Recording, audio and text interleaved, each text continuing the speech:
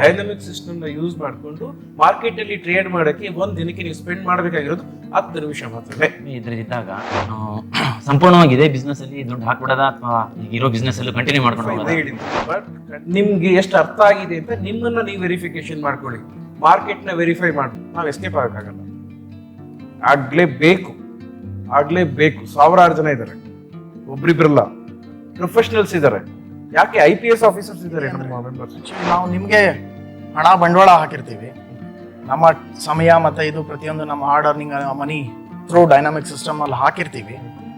ನಾವು ಏನೋ ನಮ್ಮ ಜುಟ್ಟನ್ನ ನಿಮ್ಮ ಕೈಯಲ್ಲೇ ಕೊಟ್ಟಂಗೆ ಅಂತ ಅನ್ನಿಸ್ತಾ ಇದೆ. ಅದಕ್ಕೆ ಏನು ಭರವಸೆ ಕೊಡ್ತೀವಿ? ನೀವು ಫಸ್ಟ್ ನಿಮ್ಮ ಮೇಲೆ ನಿಮ್ಗೆ ನಂಬಿಕೆ ಬರಬೇಕು. ನಾನು ಕರೆಕ್ಟ್ ಪ್ಲೇಸ್ಗೆ ಹೋಗಿದ್ದೀನಿ, ನನಗೆ ಕರೆಕ್ಟ್ ಗೈಡೆನ್ಸ್ ಸಿಗ್ತಾ ಇದೆ.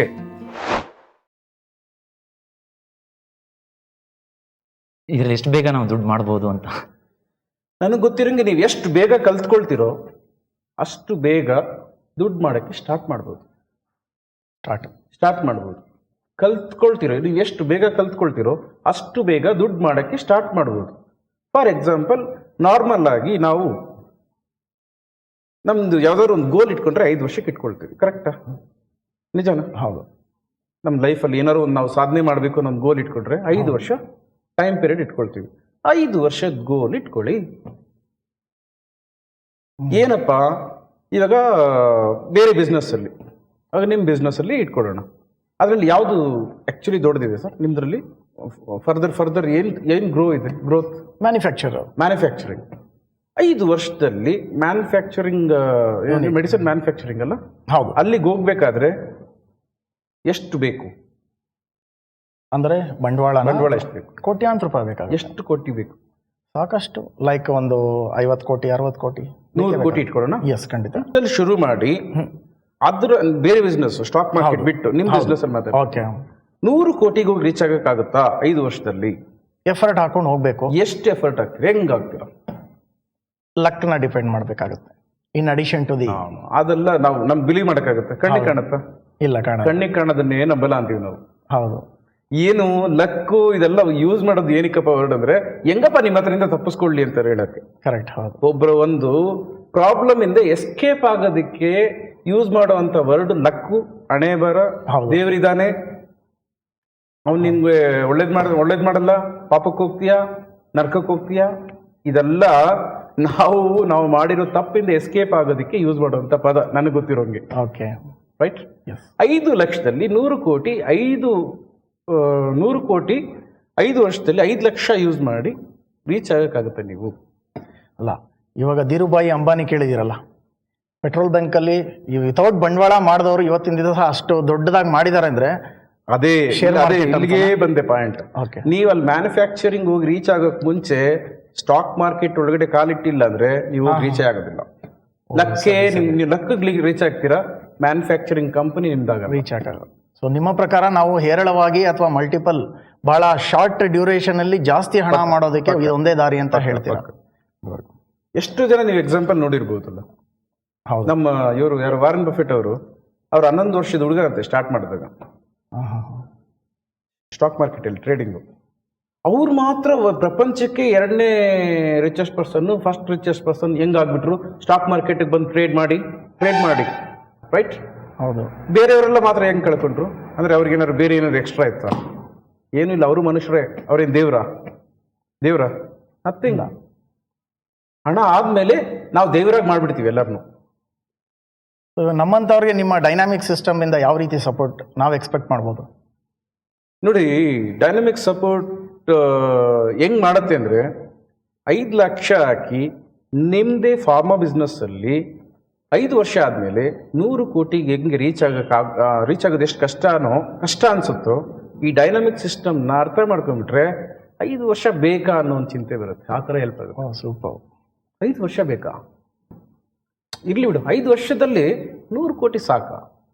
2ನೇದು ಹಿಂಗೆ ಬರುತ್ತೆ. 5 ವರ್ಷ ಇರ್ಲಿ ಅಂತ ಇಟ್ಕೊಳ್ಳೋಣ. ಯಾವಾಗ 100 ಕೋಟಿ ಸಾಕ ಅಂತ ಬರುತ್ತೆ ಗೊತ್ತಾ ನಿಮ್ಗೆ? ಕರೆಕ್ಟಾಗಿ 2 ವರ್ಷ ಕ್ರಾಸ್ ಆದ್ಮೇಲೆ 100 ಕೋಟಿ ಸಾಕ ಅಂತ ಬರುತ್ತೆ. 3ನೇ ವರ್ಷ ಕ್ರಾಸ್ ಆದಾಗ ಎಷ್ಟು ಬೇಕು ಅಂತ ಬರುತ್ತೆ. ಆಮೇಲೆ ನೆಕ್ಸ್ಟ್ ಥಿಂಕಿಂಗ್ ಏನ್ ಬರುತ್ತೆ ಗೊತ್ತಾ? 5 ವರ್ಷ ಆದ್ಮೇಲೆ ಈ ಮ್ಯಾನುಫ್ಯಾಕ್ಚರಿಂಗ್ ಕಂಪನಿ ಬೇಕಾ ಅಂತ ಬರುತ್ತೆ. ಅದೇ ಚಿಕ್ಕದಾಗ ಕಾಣ್ಬಿಡುತ್ತೆ. ಅಲ್ಲ ಹೌದು. ಅಂಥ ಒಂದು ಒಳ್ಳೆ ಎಕ್ಸಲೆಂಟ್ ರಿಟರ್ನ್ಸ್ ಕೊಡುವಂಥ ಬಿಸ್ನೆಸ್ ಸ್ಟಾಕ್ ಮಾರ್ಕೆಟ್ ಬಿಸ್ನೆಸ್, ಮಾರ್ಕೆಟಲ್ಲಿ ಟ್ರೇಡ್ ಮಾಡೋ ಬಿಸ್ನೆಸ್. ಇಷ್ಟೊಂದು ದುಡಿಮೆ ಇದ್ದಾಗ ನಾವು ಸಂಪೂರ್ಣವಾಗಿ ಇದೇ ಬಿಸ್ನೆಸ್ ಅಲ್ಲಿ ದುಡ್ಡು ಹಾಕ್ಬಿಡೋದ ಅಥವಾ ಈಗಿರೋ ಬಿಸ್ನೆಸ್ ಅಲ್ಲೂ ಕಂಟಿನ್ಯೂ ಮಾಡ್ಕೊಂಡು ಹೋಗೋದಾ? ಹೇಳಿದ್ದು ಬಟ್ ಫಸ್ಟು ತಿಳ್ಕೊಳ್ಳಿ, ನೆಕ್ಸ್ಟು ವೆರಿಫೈ ಮಾಡಿ, ನಿಮಗೆ ಎಷ್ಟು ಅರ್ಥ ಆಗಿದೆ ಅಂತ ನಿಮ್ಮನ್ನು ನೀವು ವೆರಿಫಿಕೇಶನ್ ಮಾಡ್ಕೊಳ್ಳಿ. ಮಾರ್ಕೆಟ್ನ ವೆರಿಫೈ ಮಾಡಬೇಡಿ, ಡೈನಾಮಿಕ್ ಸಿಸ್ಟಮ್ನ ವೆರಿಫೈ ಮಾಡಬೇಡಿ, ಬೇರೆ ಯಾವುದೋ ಮಾತನ್ನ ವೆರಿಫೈ ಮಾಡಬೇಡಿ, ಇನ್ಕ್ಲೂಡಿಂಗ್ ನನ್ನ ಮಾತನ್ನು ವೆರಿಫೈ ಮಾಡಬೇಡಿ.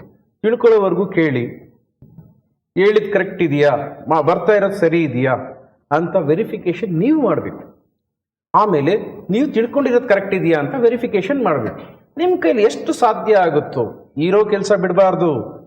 2 ವರ್ಷ ಅಂತ ಹೇಳಿದ್ದು ಅದಕ್ಕೆ, 2 ವರ್ಷದವರೆಗೂ ಬಿಡಬಾರ್ದು. ವೆರಿಫಿಕೇಶನ್ ಆಗಿದ ತಕ್ಷಣ ನೆಕ್ಸ್ಟ್ ಏನು, ಸ್ಟಾರ್ಟ್ ಮಾಡಿ. ಸ್ವಲ್ಪ ಅಮೌಂಟಲ್ಲಿ ಸ್ಟಾರ್ಟ್ ಮಾಡಿ. ನಿಮ್ಮ ಕೈಲಿ 5,000 ಆಗುತ್ತಾ ಸ್ಟಾರ್ಟ್, 50 ರೂಪಾಯಿಂದ ಆಗುತ್ತಾ ಸ್ಟಾರ್ಟ್ ಮಾಡಿ. ಅಷ್ಟರಲ್ಲಿ ನೀವು ನೋಡ್ಬೋದು 5 ವರ್ಷದಲ್ಲಿ ನಾನು ಇಷ್ಟು ಆಗುತ್ತಾ ಇಲ್ವಾ ಅಂತ. 50 ರೂಪಾಯಿ ಹಾಕಿ ಇಷ್ಟು ಅಂದರೆ 5 ಲಕ್ಷ ಹಾಕಿದ್ರೆ ಎಷ್ಟು ಅಂತ ಗೊತ್ತಾಗ್ಬಿಡುತ್ತಲ್ಲ. ಸೊ ವೆರಿಫಿಕೇಶನ್ ಆದಮೇಲೆ ಸ್ಲೋ ಆಗಿ ಇನ್ನೊಂದು ಸ್ಟೆಪ್ ಮುಂದೋಗಿ. ಬೇರೆ ಕೆಲಸ ಬಿಟ್ಟು ಮಾಡಬೇಕು ಅನ್ನೋ ಅವಶ್ಯಕತೆ ಇಲ್ಲ ಇದಕ್ಕೆ. ಇವತ್ತು ನೋಡಿ, ನಾನು ನಿಮ್ಮ ಹತ್ರ ಮಾತಾಡ್ತಾ ಇದ್ದೀನಿ, ಸುಮಾರು ಈ ಥರ ಪ್ರೋಗ್ರಾಮ್ಸ್ ಮಾಡ್ತಾ ಇರ್ತೀವಿ. ಮಾಡ್ಕೊಂಡು ನಾನು ಟ್ರೇಡ್ ಮಾಡ್ತಾ ಇಲ್ವಾ? ಏನಂದರೆ ಡೈನಾಮಿಕ್ ಸಿಸ್ಟಮ್ ಇರಬೇಕಾದ್ರೆ ನಿಮಗೆ ಒಂದು ದಿನಕ್ಕೆ ತುಂಬ ತುಂಬ ತುಂಬ ತುಂಬ ಹೆಚ್ಚಿಗೆ ಕೆಲಸ ಅಂದರೆ ಬಿಗಿನಿಂಗಲ್ಲಿ ಅರ್ಧ ಗಂಟೆ, ಒಂದು 6 ಮಂತ್ಸ್ ಆದಮೇಲೆ 15 ನಿಮಿಷ, 1 ವರ್ಷ ಆದಮೇಲೆ ಒಂದು 5-10 ನಿಮಿಷ, ಅದು ಕಂಟಿನ್ಯೂ ಮಾಡ್ತಾನೆ ಇರಬೇಕು. ಸ್ವಲ್ಪ ಮಲ್ಟಿಪ್ಲಿಕೇಶನ್ ಮಾಡಬೇಕು ಅಂದಾಗ ಆ ಮಲ್ಟಿಪ್ಲಿಕೇಶನ್ ಮಾಡೋ ಲೆಕ್ಕಾಚಾರ ಮಾಡೋದಕ್ಕೆ ನಿಮ್ಮ ಇಷ್ಟ, ನೀವು ದಿನಾಲೇ ಮಾಡ್ಕೊಳ್ಳಿ, ನನಗೆ ಬೇಡ. ಡೈನಾಮಿಕ್ ಸಿಸ್ಟಮ್ನ ಯೂಸ್ ಮಾಡಿಕೊಂಡು ಮಾರ್ಕೆಟಲ್ಲಿ ಟ್ರೇಡ್ ಮಾಡೋಕ್ಕೆ ಒಂದು ದಿನಕ್ಕೆ ನೀವು ಸ್ಪೆಂಡ್ ಮಾಡಬೇಕಾಗಿರೋದು 10 ನಿಮಿಷ ಮಾತ್ರನೇ. ಸೊ ನಿಮ್ಮ ಕಡೆಯಿಂದ ಅಷ್ಟೊಂದು ಸಪೋರ್ಟ್ ಇದೆ ಅಂದರೆ, ಆ್ಯಕ್ಚುಲಿ ನಾವು ನಿಮಗೆ ಹಣ ಬಂಡವಾಳ ಹಾಕಿರ್ತೀವಿ, ನಮ್ಮ ಸಮಯ ಮತ್ತು ಇದು ಪ್ರತಿಯೊಂದು ನಮ್ಮ hard earning money through dynamic ಸಿಸ್ಟಮಲ್ಲಿ ಹಾಕಿರ್ತೀವಿ. ನಾವು ಏನೋ ನಮ್ಮ ಜುಟ್ಟನ್ನ ನಿಮ್ಮ ಕೈಯಲ್ಲೇ ಕೊಟ್ಟಂಗೆ ಅಂತ ಅನ್ನಿಸ್ತಾ ಇದೆ. ಅದಕ್ಕೆ ಏನು ಭರವಸೆ ಕೊಡ್ತೀರಾ ನೀವು? ಇಲ್ಲ, ಆ್ಯಕ್ಚುಲಿ ಡೈನಾಮಿಕ್ ಸಿಸ್ಟಮ್ ಏನು ಕಂಟ್ರೋಲ್ ಮಾಡಲ್ಲ. ಓಕೆ, ಅದು ನಿಮಗೆ ಒಂದು ಹೇಳ್ಕೊಡೋಂಥ ಟೀಚರ್. ನೀವು ಮಾರ್ಕೆಟ್ ಯಾವ ಕಡೆ ಹೋಗುತ್ತೆ ಅಂತ ಹೇಳ್ಕೊಡೋಂಥ ಒಂದೇ ಒಂದು ಟೂಲ್ ಅದಷ್ಟೇ. ಅದ್ರ ಮೇಲೆ ನೀವೇನು ದುಡ್ಡು ಹಾಕಲ್ಲ. ಅದರಲ್ಲಿ ದುಡ್ಡು ಹಾಕಿ ಅಲ್ಲೆಲ್ಲೂ ಮಲ್ಟಿಪ್ಲೈ ಆಗುತ್ತೆ ಅನ್ನೋದೆಲ್ಲ ಇಲ್ಲ. ಆ್ಯಕ್ಚುಲಿ ಈಗ ಮೇಲೋಗುತ್ತೆ ಅಂತ ಮಾರ್ಕೆಟ್ ಮೇಲೋಗುತ್ತೆ ಅಂದರೆ ಒಬ್ರು ಹೇಳೋರು ಬೇಕಲ್ಲ. ಪ್ರತಿದಿನ ನಾನೇ ಬರೋಕ್ಕಾಗಲ್ಲ ಅಲ್ಲ, ಮತ್ತೆ ಮಾರ್ಕೆಟ್ ಕೆಳಗಡೆ ನಾಳೆನೇ ಬರ್ಬೋದು, ಮತ್ತೆ ನಾಳೆ ಬರೋಕ್ಕಾಗಲ್ಲ. ನಾನು ಇದ್ದಂಗೆ ಇರುತ್ತೆ ಅದು. ಫಾರ್ ಎಕ್ಸಾಂಪಲ್, ನಿಮಗೆ ಮಾರ್ಕೆಟಲ್ಲಿ ಇವಾಗ ಬೈ ಮಾಡಬೇಕು, ಇವಾಗ ಸೆಲ್ ಮಾಡಬೇಕು, ಬೈ ಮಾಡಬೇಕು, ಸೆಲ್ ಮಾಡಬೇಕು ಅಂತ ಅನ್ನೋದನ್ನು ಕ್ಲಿಯರ್ ಕಟ್ಟಾಗಿ ಹೇಳುತ್ತೆ. ಆಮೇಲೆ ನೀವು ಹಣ ಹಾಕೋದು ಇಲ್ಲಲ್ಲ, ಶೇರಲ್ಲಿ ಇನ್ವೆಸ್ಟ್ ಮಾಡ್ತೀರಲ್ಲ, ಕರೆಕ್ಟ್, ಅದು ಬಂದು ಗೌರ್ಮೆಂಟ್ ಹತ್ರ, ನನ್ನ ಹತ್ರ ಅಲ್ಲ. ಬಟ್ ನಿಮ್ಮ ಗೈಡೆನ್ಸಲ್ಲಿ ನಾವು ಹಾಕ್ತೀವಿ. ಗೈಡೆನ್ಸ್. ಅದೇ ಕಾರಣಕ್ಕೆ ನಾನು ಫಸ್ಟು ಎಜುಕೇಟ್ ಆಗಿ ಆಮೇಲೆ ವೆರಿಫೈ ಮಾಡಿ ಅಂತ ಹೇಳಿದ್ರು. ಏನಕ್ಕೆ ವೆರಿಫೈ ಮಾಡಬೇಕು? ನಿಮಗೆ ಎಷ್ಟರ ಮಟ್ಟಕ್ಕೆ ನನ್ನ ಮೇಲೆ ನಂಬಿಕೆ ಇದೆ, ನನ್ನ ಮೇಲೆ ಬಿಟ್ಟಾಕಿ, ನಂದು ಏನಿಲ್ಲ. ಫಸ್ಟ್ ಗೌರ್ಮೆಂಟ್ ಅದು ಏನು, ಈಗ ಎಲ್ಲರೂ ಬೇರೆಯವರು ಹೇಳಿದ್ರು ಮಾಡ್ತೀರಾ ಹೋಗಿ. ಹೌದು, ಕರೆಕ್ಟ್ ಅಲ್ಲ? ಹೌದು. ಅಲ್ಲೋಗಿ ಕಳ್ಕೊಂಡ್ರೆ ಇದೇ ಕ್ವಶನ್ ಕೇಳ್ತೀರಾ. ಆಮೇಲೆ ಅವ್ರೇನು ಹೇಳ್ತಾರೆ, ಏನು ಮಾಡೋಕ್ಕಾಗಲ್ಲಪ್ಪ, ಮಾರ್ಕೆಟ್ ಅಂದರೆ ಹಂಗೆ ಅಂತಾರೆ, ಎಸ್ಕೇಪ್ ಆಗಿಬಿಡ್ತಾರೆ. ನಾವು ಎಸ್ಕೇಪ್ ಆಗೋಕ್ಕಾಗಲ್ಲ, ಆಗಲೇಬೇಕು. 1000 ಜನ ಇದ್ದಾರೆ, ಒಬ್ರಿಬ್ರಲ್ಲ, ಪ್ರೊಫೆಷನಲ್ಸ್ ಇದ್ದಾರೆ. ಯಾಕೆ IPS ಆಫೀಸರ್ಸ್ ಇದ್ದಾರೆ ನಮ್ಮ ಮೆಂಬರ್ಸ್. IPS IAS ಇದ್ದಾರೆ, ಡಾಕ್ಟರ್ಸ್ ಇದ್ದಾರೆ, ಇಂಜಿನಿಯರ್ಸ್ ಇದ್ದಾರೆ, ಲಾಯರ್ಸ್ ಇದ್ದಾರೆ, ಚಾರ್ಟೆಡ್ ಅಕೌಂಟೆಂಟ್ಸ್ ಇದ್ದಾರೆ. ಅವ್ರಿಗೆಲ್ಲ ಸುಮಾರು ಮಾರ್ಕೆಟ್ ಬಗ್ಗೆ ಗೊತ್ತಿದೆ, ಅವರು ಬಂದು ಹಾಕಿದ್ದಾರೆ. ಅಲ್ಲಿ ಏನು ಮಾಡ್ಬೇಕು, ನೀವು ಹೊಸಬರು ಅವರೆಲ್ಲ ಇದಾರಲ್ಲ ಅಂದ್ಬಿಟ್ಟು ನಂಬಿಕೆ ಮಾಡ್ಕೊಂಡು ಹಾಕ್ಬಾರ್ದು. ನಂಬಿಕೆಯಿಂದ ನೀವು ಫಸ್ಟ್ ನಿಮ್ಮ ಮೇಲೆ ನಿಮ್ಗೆ ನಂಬಿಕೆ ಬರಬೇಕು. ಕರೆಕ್ಟ್, ನಾನು ಕರೆಕ್ಟ್ ಪ್ಲೇಸ್ಗೆ ಹೋಗಿದ್ದೀನಿ, ನನಗೆ ಕರೆಕ್ಟ್ ಗೈಡೆನ್ಸ್ ಸಿಗ್ತಾ ಇದೆ, ಇಲ್ಲಿಂದ ನಾನು ಅನ್ಕೊಳ್ಳೋದೆಲ್ಲ ಮಾಡ್ಬೋದು. ಬಟ್ 5,000 ರೂಪಾಯಿ ಒಂದು ವಿದ್ಯೆ ಕಲಿಯೋದಕ್ಕೆ 5,000 ರೂಪಾಯಿ ಹಾಕ್ಬಿಟ್ಟು ಅದ್ರಲ್ಲಿ ನಾನು ಕರೆಕ್ಟಾಗಿ ಬರ್ತಾ ಇತ್ತಾ ಮುಂದುವರಿಸ್ತೀನಿ. ಇಲ್ಲಾಂದರೆ ಯಾವುದೋ ಒಂದು ಏನು ಜೀವನದಲ್ಲಿ ಹೋಗಿ ಮಾಡಬಾರ್ದು ಅನ್ನೋದನ್ನು ಕಲಿಬೇಕಲ್ಲ. ಮಾಡ್ಬೇಕು ಅನ್ನೋದನ್ನು ಕಲಿಬೇಕು, ಮಾಡಬಾರ್ದು ಅನ್ನೋದನ್ನು ಫಸ್ಟ್ ಕಲಿಬೇಕು.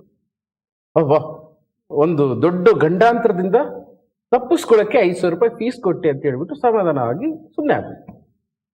ಆ್ಯಕ್ಚುಲಿ ಅದೇ, ನೀವು ಯಾರ ಕೈಗೂ ದುಡ್ಡು ಕೊಟ್ಟಂಗಿಲ್ಲ, ಕೊಡ್ಲೂಬಾರ್ದು. ನಿಮ್ಮ ಗ್ರಿಪ್ ನಿಮ್ಮ ಹತ್ರ ಇರಬೇಕು, ಬೇರೆಯವ್ರ ಹತ್ರ ಕೊಡಬಾರ್ದು.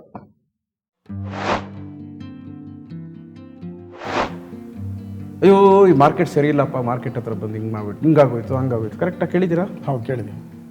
ಮಾರ್ಕೆಟ್ ಸರಿ ಇಲ್ವಾ, ಇವ್ರು ಸರಿ ಇಲ್ವಾ? ಅದು ಏನು ಮಾಡುತ್ತೆ, ಅದು ನಾರ್ಮಲಾಗಿ ಹೆಂಗಿರಬೇಕು ಹಂಗೇ ಇದೆ. ನಾವು ಸರಿ ಇಲ್ಲ, ನಾವು ಕರೆಕ್ಟಾಗಿ ತಿಳ್ಕೊಳ್ದೆ ಹೋಗ್ಬಿಟ್ಟು ಕೈ ಅದರಲ್ಲಿ ಇಟ್ಬಿಟ್ಟು ಮಾರ್ಕೆಟ್ ಮೇಲೆ ಕೊರತೆ ಹೇಳ್ಬಿಡೋದಂತೆ. ಅದೇ ಹೇಳಿದ್ನಲ್ಲ ಅವಾಗಲೇ.